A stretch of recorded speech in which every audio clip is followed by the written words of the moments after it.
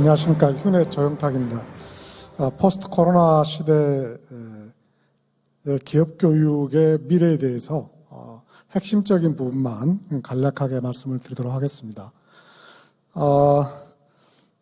포스트 코로나 시대의 기업 교육을 보면 이게 방향이 근본적으로 바뀐다기보다는 원래 우리가 가야 될 방향인데 여러 가지 저항이나 기술적인 어려움 때문에 가지 못하고 있었던 거를 코로나가 강제로 가게 하고 속도를 좀 더 빨리 하게 한 게 아닌가 이렇게 생각을 합니다. 코로나가 없었다면은 10년이 걸릴 에듀테크 디지털 전환이 한 2, 3년 안에 이루어지게 됐다는 게 핵심인 것 같고요.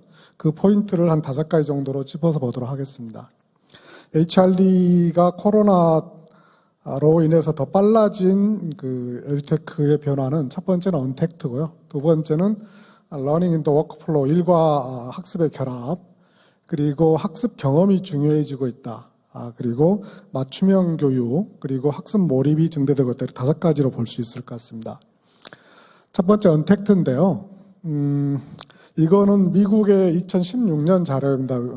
가져온 이유는 뭐냐면 우리나라가 코로나 터지기 전까지 기업 교육에 있어서 오프라인이 한 80%, 온라인이 한 20% 정도 됐는데 여기는 미국 자료만 있지만 미국이나 중국에서는 이미 상당 부분 온라인 교육이 많이 차지하고 오프라인이 많이 줄어들고 그리고 상당히 독특한 거는 여기 있는 13%에 해당하는 그 버추얼 러닝, 그러니까 라이브 교육이 이미 한 15% 정도는 차지하고 있었다 이렇게 보시면 될 것 같습니다. 한국은 코로나 되기 전까지는 버추얼 러닝은 거의 제로였었고 대부분 오프라인 교육이었다고 보시면 될 것 같습니다. 지금 이제 올해 우리가 보면서 특히 이제 상반기 때는 그 기업 교육을 많이 못했는데 하반기 되면서 예산이나 이런 여러 가지 때문에 안 할 수가 없기 때문에 라이브를 많이 했습니다. 저희가 코로나가 2차로 왔을 때 8월달, 9월달 보니까 실제로 오프라인이 많이 줄기도 했지만 줄어든 것 중에서 실시간 라이브로 하는 게 오프라인을 실제로 대면에서 하는 것보다 훨씬 더 많아졌습니다. 지금은 이제 1차로 전환이 되면서 코로나, 그러니까 오프라인이 조금 많아진 추세입니다. 근데 이제 보면은 핵심은 어쨌든 코로나로 인해서 거의 모든 산업광사, 거의 모든 기업에서 라이브를 써봤기 때문에 이게 이제 내년은 위드 코로나하고 이후년에 있어서 어떻게 될 것이냐를 보는 건데, 코로나가 완전히 끝나는 내후년에 있어서도 한 10%에서 15% 정도는 라이브나 버추얼로 진행될 거다. 이렇게 지금 보고 있고, 이제 우리가 많은 경험을 해보면서 어떤 것은 오프라인이 맞고, 어떤 것은 이러닝이 맞고, 어떤 것은 마이크러닝이 맞고, 어떤 것은 플립 러닝이 맞고, 어떤 건 버추얼 러닝이 맞다라는 것에서 하나씩 학습을 해가면서 가장 맞는 방법을 찾아가는 그런 굉장히 정상적인 궤도에 올라서고 있다. 이렇게 말씀드리는 게 적합할 것 같습니다. 두 번째, 이제 약간 다른 주제이긴 한데요. 사실은 코로나가 되기 전에 상당히 많이 확산되고 있었던 게 소위 플립 러닝입니다. 블렌디드 러닝이라고 하는데 이것의 핵심은 뭐냐면 내용 학습은 온라인으로 사전에 하고 오프라인에서는 실습과 토론과 발표 같은 걸 한다. 결국 무슨 얘기냐면 교육 효과를 봤을 때 단순히 강사가 지금 제가 말씀드린 것처럼 강사가 단순하게 말로 설명하는 걸 받아 듣는 걸로 해서는 교육 효과가 5 내지 10%밖에 안 나는데 근데 우리가 오프라인에서 많은 사람들이 왔는데 그 사람들이 기초적인 내용을 모르고 있기 때문에 가장 교육 효과가 낮은 강의식으로 전달할 수밖에 없었는데 만약 이거를 사전에 내용 학습을 마이크러닝, 온라인, 이러닝을 통해서 학습하고 오게 하면 오프라인에서는 가장 효과가 좋은 발표하기, 토론하기, 실제 해보기, 문제 풀어보기, 가르치기 이런 걸 할 수 있다라는 거죠. 그래서 이렇게 이제 코로나가 되기 전에도 플립 러닝이 많이 확산됐는데 올해는 오히려 이제 대면 수업을 못하게 되니까 조금 주춤했지만 많은 사람들이 이제 온라인 교육이나 버추얼 러닝을 해보다 보니까 코로나가 끝난 이후에 플립 러닝이 굉장히 크게 확산될 것이다. 저는 그렇게 보고 있습니다. 같은 내용입니다. 두 번째는 러닝 인 더 워크플로우라는 개념인데요. 말은 좀 그렇지만 결국 무슨 얘기냐면 우리가 이제 공부를 하는 목적이 뭐냐 그랬을 때 학생 때는 공부를 해서 뭐 많이 안다, 이해한다, 이렇게 성장한다 이런 것도 있지만 실제 기업에서는 공부하는 목적이 직원들의 성장과 어떤 이해력을 높이는 것도 있지만 근본적으로는 현장에서 문제 해결을 하고 변화를 하고 어떤 프로젝트를 수행하기 위해서 하는 거거든요. 그래서 이제 공부의 목적, 근본적인 기업 교육의 목적이라 할 수 있는 교육의 성과를 높이기 위해서 교육과 일과 학습이 결합되는 모습으로 크게 발전할 것이다 라는 게 두 번째 키워드라고 보시면 될 것 같습니다. 기업 교육에서 크게 70, 20, 10이라는 개념을 많이 씁니다. 무슨 얘기냐면 실제로 기업 직원들이 학습을 제대로 하는 데 있어서는 이렇게 잘 짜여진 정형학습을 통해서는 10% 효과밖에 없고 20%는 멘토링이나 상사와의 어떤 OJT, 어떤 그런 걸 통해서 학습을 하는 거고, 세 번째 가장 많은 학습은 실제 일을 통해서 업무를 해결해 가면서 배우는 게 이제 70의 효과가 있다. 이런데 문제는 20과 70을 교육 테두리 내에서 커버하기 어렵기 때문에 전통적인 오프라인 교육에서는 그래서 가장 효과가 낮은지 알면서도 기업 교육 예산의 90%를 가장 효과가 낮은 10%의 정형학습에 쓸 수밖에 없었다라는 게 지금까지 이제 한계였었는데요.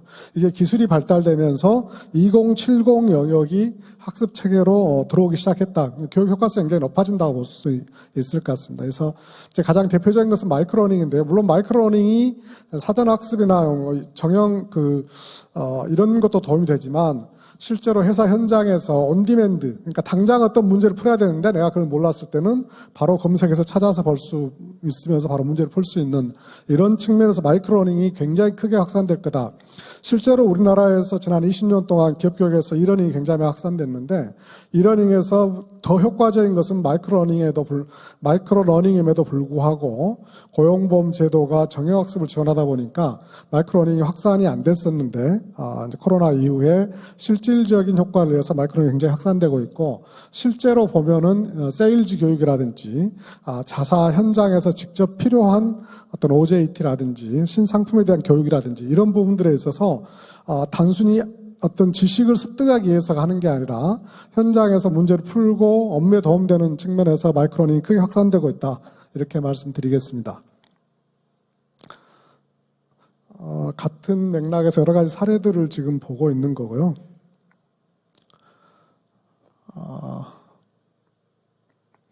그 다음에 이제 마이크로러닝이 확산되기 위해서 모바일 플랫폼을 많이 활용하고 있다. 지금도 많이 활용하겠지만 점점 더 많이 활용할 것이다. 이런 얘기고요.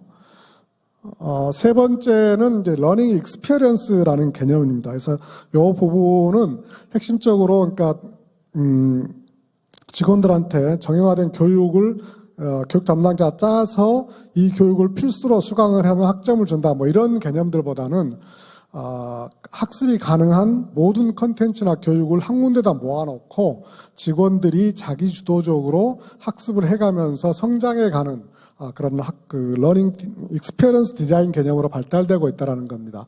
그래서 마찬가지 이야기인데 2070 영역을 조금 더 많이 확대해서 초보자인 경우에는 신입사원의 경우에는 회사에서 강제로 필수적으로 가르쳐야 될 요소들이 10 영역에서 정형학습 영역에서 많지만 실제로 한 분야의 전문가가 되면 그 사람들은 누가 가르치는 게 아니라 자기들이 계속해서 학습을 하는데 그 학습을 할 수 있는 어떤 공간들이나 러닝 익스피리언스가 가능한 플랫폼들을 회사에서 제공해주는 방식으로 바뀌어간다라는 게 핵심 개념이라고 보시면 될 것 같습니다.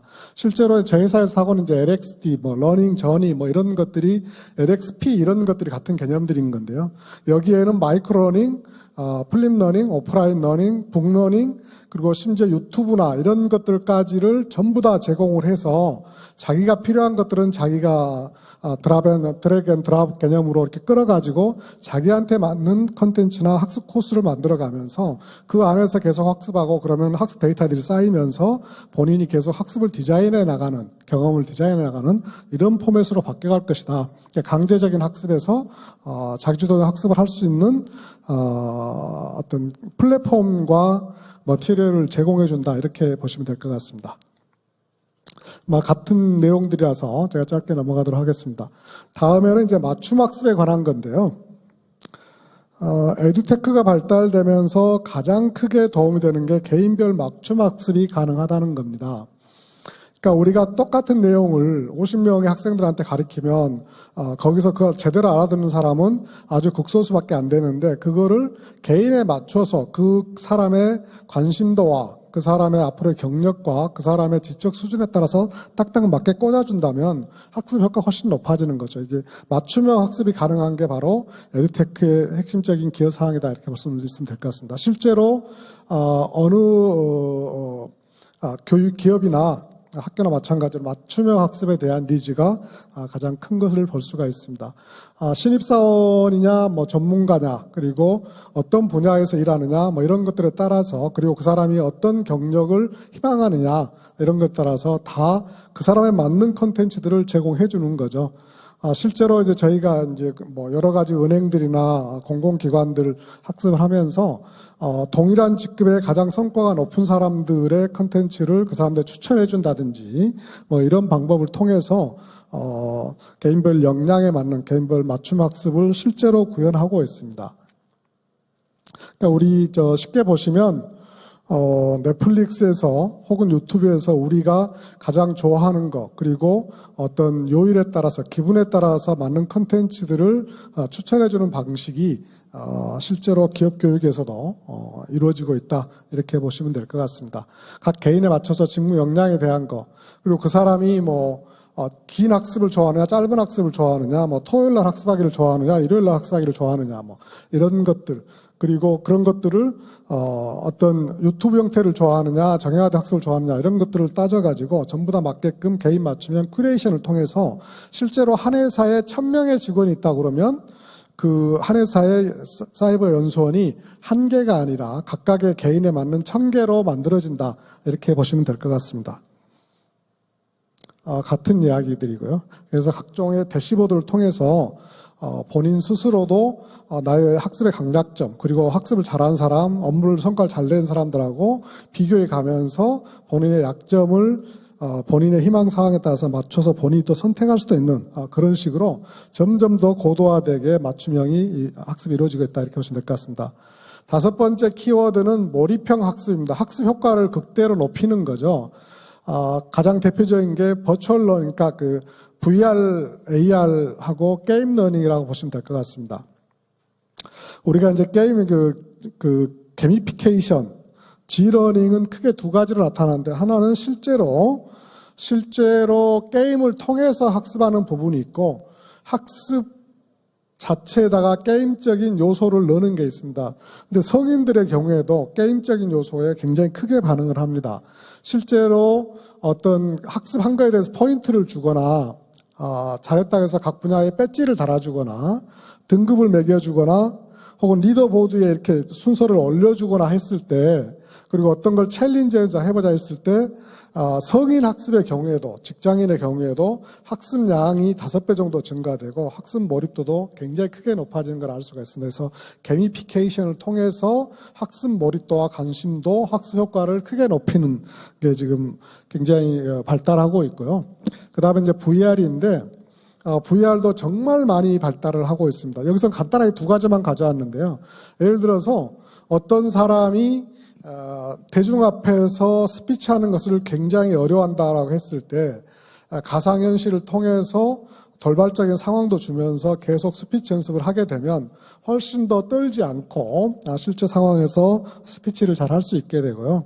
그 다음에 이제 스포츠나 사격 연습을 할 때도 상황을 계속 반복해서 보여주면서 어떤 상황에서 누구한테 공을 던져야 되느냐, 이런 걸 계속 연습을 하다 보면 몇 초씩 더 빨라지고 훨씬 더 의사결정이 빨라지고 속도도 빨라지면서 게임에서 승리할 확률이 굉장히 높아지는 거거든요. 이런 것들을 통해서 VR이 적합한 교육에 대해서 굉장히 많이 활용을 하고 있다. 물론 이제 아직은 VR이 효과성이나 잠재적인 효과에 비해서 아직 활성화되지 않고 있는 것은 개발에 대한 이슈라든지 장비에 대한 이슈라든지 어떤 장소에 대한 이슈라든지 어지럼에 대한 이슈, 이런 것 때문에 그렇게 많이 활성화되고 있지 않지만 잠재력은 굉장히 큰 걸로 나와 있습니다.